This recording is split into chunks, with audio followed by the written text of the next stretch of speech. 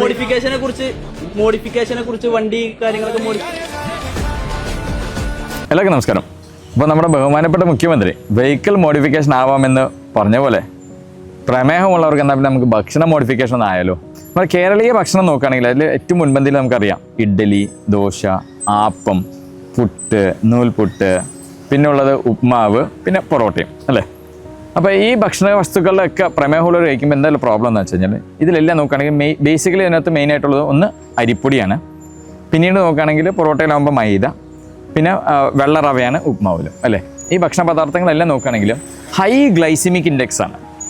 അതായത് 85 തൊട്ട് 90 വരെയൊക്കെ ആണ് ഇതിൻ്റെ ഗ്ലൈസിമിക് ഇൻഡെക്സ് റേഞ്ച്.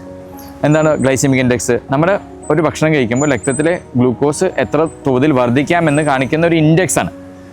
അപ്പോൾ ഈ കേരളീയ ഭക്ഷണങ്ങളിലെല്ലാം ഹൈ ഷുഗർ കണ്ടൻ്റ് ആണ്. അതുകൊണ്ട് തന്നെ പറഞ്ഞ പോലുള്ള പ്രമേഹമുള്ളവർ കഴിക്കുമ്പോഴത്തേക്കും ഷുഗറും ഗണ്യമായിട്ട് വർദ്ധിക്കും.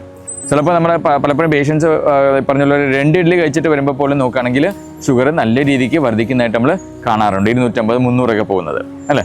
അപ്പോൾ എന്താ ചെയ്യേണ്ടതെന്ന് വെച്ച് കഴിഞ്ഞാൽ ഈ അരിയുടെ ഉപയോഗം പരമാവധി ഒഴിവാക്കിയിട്ട് ഈ മേൽപ്പറഞ്ഞ ഭക്ഷണങ്ങൾ തന്നെ നമുക്ക് ചെറുധാന്യങ്ങൾ വെച്ചിട്ട് ഉണ്ടാക്കുകയാണെങ്കിൽ ഈ പറഞ്ഞ പോലെ മില്ലറ്റ്സ്, പല ടൈപ്പിൽ മില്ലറ്റ്സ് അവൈലബിൾ ആണ്. അപ്പോൾ millet dosa, millet idli, millet upma, ragi upma ഇതുപോലൊക്കെ ആക്കുകയാണെന്നുണ്ടെങ്കിൽ ഗ്ലൈസിമിക് ഇൻഡെക്സ് 85-90 എന്നുള്ളത് തീർച്ചയായിട്ടും നമുക്കൊരു 70 അല്ലെങ്കിൽ അതിന് താഴെയിട്ട് കുറയ്ക്കാനായിട്ട് സാധിക്കും. അതിനൊപ്പം തന്നെ കൂടുതലായിട്ടുള്ള പ്രോട്ടീൻ ഭക്ഷണങ്ങൾ, പൾസസും, ചെറുപയർ, പരിപ്പ്, കടല അതുപോലുള്ള പൾസസും പിന്നെ പച്ചക്കറികളും കൂടി ഉപയോഗിക്കുകയാണെങ്കിൽ നല്ല തോതിൽ നമുക്ക് ഈ ഷുഗർ സ്പൈക്കിങ് ഒഴിവാക്കാൻ സാധിക്കും. അതുമൂലം പ്രമേഹം നിയന്ത്രിക്കാനും സാധിക്കും. അപ്പോൾ ഇനി മുതൽ പ്രമേഹമുള്ളവർ ഭക്ഷണം മോഡിഫൈ ചെയ്യാനും മറക്കാതെ വീഡിയോ ഷെയറും ചെയ്യുക. നന്ദി, നമസ്കാരം.